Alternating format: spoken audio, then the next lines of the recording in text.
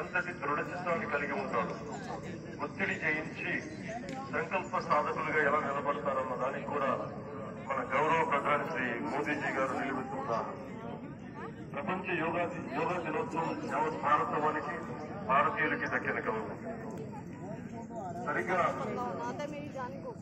ఒక 2014లో అప్పటి ఐక్యరాజ్య సమితిలో గౌరవ ప్రధానమంత్రి మోదీ గారు ప్రవేశపెట్టినప్పుడు దాదాపు 177 దేశాలు ఈ రిజల్యూషన్ కి మద్దతు పలికాయి.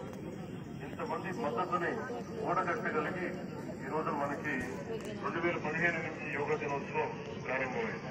ఈ రోజున గౌరవ ప్రధానమంత్రి మోదీజీ గారి పిలుపు మేరకు మనం మొదట విశాఖ 11వ యోగా దినోత్సవ సంబరాలకు వేదికైంది.